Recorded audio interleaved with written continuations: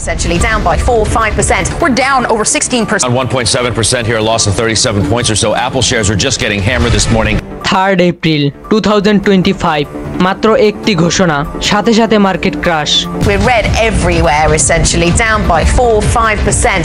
2 দিনের মধ্যে নাই হয়ে যায় $536 বিলিয়ন পৃথিবীর সবচেয়ে বড় বড় বিলিয়নারদের মুখে এসে যায় ভয় আতঙ্ক আর চরম ক্ষতির কান্না তাদের কাছে ইতিহাস হয়ে থাকবে এই দিনটি কি হয়েছিল ওই দিন কেন এত বড় ধ্বংস শুধু কি মার্কেট ক্র্যাশ হয়েছিল নাকি ষড়যন্ত্রের মাধ্যমে করা হয়েছিল এসব মার্চের শেষ সপ্তাহ সবকিছুই স্বাভাবিক মার্কেট সব গ্রিন জোনে কিন্তু হঠাৎ করে 1 এপ্রিল ডোনাল্ড ট্রাম্প ঘোষণা দেন নতুন আমেরিকার ট্যারিফ পলিসি যার অর্থ হলো চীন ভারত ইউরোপ থেকে আমদানি করা পণ্যে বিশাল শুল্ক বসানো হবে বাজারে ছড়িয়ে পড়ে গুঞ্জন এই সিদ্ধান্তের ফলে অ্যাপেল টেসলা অ্যামাজনের মতো গ্লোবাল কোম্পানিগুলোর ব্যবসা ধসিয়ে পড়বে 3 এপ্রিল সকালে ওয়াল স্ট্রিটের বেল বাজানোর 10 মিনিটের মাথায় NASDAQ এক ধাক্কায় পড়ে যায় 5.3%, অ্যাপলের শেয়ারে পড়ে 7.8%, অ্যামাজনের মাথায় পড়ে 10%, মেটা কোম্পানির মাথায় পড়ে 9.2%, টেসলার পরে 13.5%।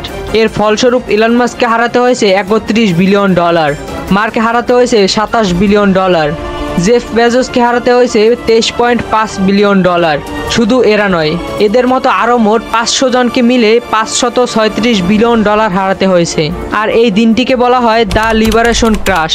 আপনি কল্পনা করতে পারেন মাত্র একদিনে একজন ব্যক্তিকে হারাতে হয়েছে $31 বিলিয়ন। এমন ক্ষতির নজির শুধু কোভিড-19 সময় দেখা গিয়েছিল, তাও এত বড় ছিল না। সেদিন তাদের মধ্যে শুরু হয় টানা ফোনালাপ আর মিটিং। ইলন মাস্ক বলেন, এটি আমার জীবনের সবচেয়ে বড় বিপজ্জনক 24 ঘন্টা। জেফ বেজোস বলেন, এটি শুধু ক্ষতি নয়, এটা মনস্তাত্ত্বিক ঘটনা।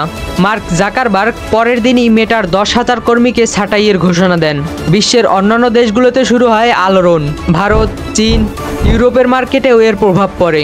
সত্যি বলতে এই দিনটা প্রমাণ করে দেয়, জীবনে আপনার যতই টাকা থাকুক না কেন, নিরাপত্তা বলে কিছু নেই।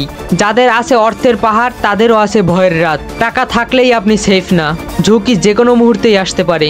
তবে তখন আপনার নিজের জ্ঞানকে কাজে লাগাতে হবে।